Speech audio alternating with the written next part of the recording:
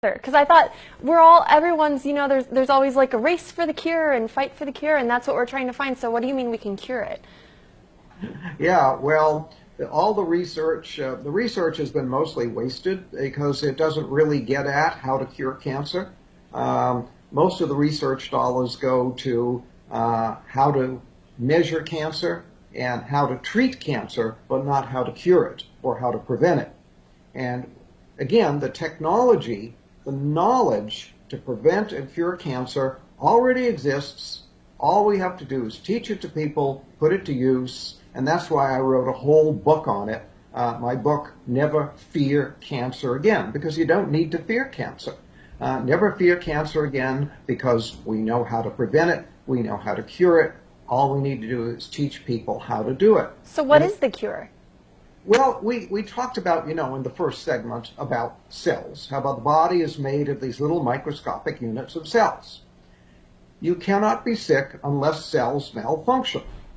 Well, when cells malfunction in a certain way, we get what we call cancer. Well, what is that certain way? That certain way is that the cell is no longer metabolizing oxygen properly. So there is a deficiency of oxygen metabolism in the cell. When that happens, the cell turns into a cancer cell. So your job is to make sure that all of your cells are getting adequate amounts of oxygen and processing that oxygen properly. And then if you have cancer, you have to again make sure that the cells are getting and processing oxygen, and then the cancer simply goes away and disappears. I mean, we have people who read my books with stage 4 cancer, people who were sent home to die. They're told by their doctor, there's nothing more we can do for you. Go home, call hospice, die. They read the book, they cure their cancer, and it's all gone. It's so simple to do. So how do you make sure that your cells are getting enough oxygen? Because I can't tell. I mean, my cells look fine to me. I don't know. Yeah, well, they do look fine. Well, one thing you can do is to stop eating sugar. In fact, you have to stop eating sugar, especially if you have cancer. Cancer cells eat only one food, and that's sugar. Really? Oh, yeah. Oh, and I had they no eat idea. a tremendous amount of sugar. So if you eat sugar, you're feeding the cancer. So if you have cancer, you have to be off of all sugar. And if you want to prevent cancer, be off of all sugar.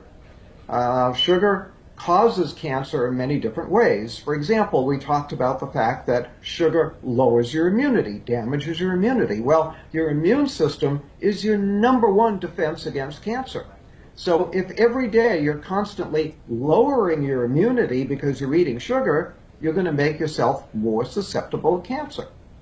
Then if you do have a cancer cell in your body, the cancer cell needs a lot of sugar. So if you're eating a lot of sugar, you're feeding the cancer cell, helping it to grow. Then if you're eating a lot of sugar, what happens is the body declares an emergency. When you increase the sugar content of the blood, the body declares an emergency and shoots a lot of insulin into the blood. The insulin tells the cells to suck up sugar. So the cells do that. They go and they take all the sugar up, but now the cell has too much sugar. And what the cell does is it produces the saturated fat out of the sugar, and then it puts the fat into the cell membrane. Well, when you put the fat into the cell membrane, you damage the ability of oxygen to get into the cell. So when you eat sugar, you damage your cell membranes, you lower the amount of oxygen that can get into the cell, and now you may be creating cancer because you're creating an oxygen deficiency in the cell. Now we want to reiterate too, Doctor, what you mentioned in our first segment, which is that natural sugar is better, right? If you go for fruits, is that still okay to be eating fruit? Because we've all heard fruit is so healthy. Fruit is healthy. Fruit juice is not healthy because now you're getting too much bioavailable sugar too fast. But eating fruit is very healthy. There's nothing wrong with that. For example, I'll tell people with cancer to drink a lot of carrot juice, for example, and say, well, don't carrots contain sugar? Well, yeah, there's some sugar in the carrots, but the carrot juice is very, very healthy. So something like V8 might be a good choice. No, not a No? good choice because you're basically dealing with a lot of vegetables that are probably are very moldy and very old and are just not healthy. So you're taking a lot of unhealthy stuff and making an unhealthy drink out of it. Wow, I thought V8 was the healthiest drink you could go to. Now, we only have a couple minutes left, but we want to talk about your other book, which is actually dealing entirely with weight loss. And this is something else you say, that people can lose weight for good and not do it through dieting, right? Absolutely, you shouldn't diet. Dieting is very bad for you, especially yo-yo dieting. Lowers your immunity and can actually damage your heart, do a lot of problems. So what you want to do is lose weight. Well, the simple way to do that is to stop eating sugar. I'm starting to sense a theme here with the sugar. Seems Yeah. like that's the answer to all of these problems. Sugar is a key.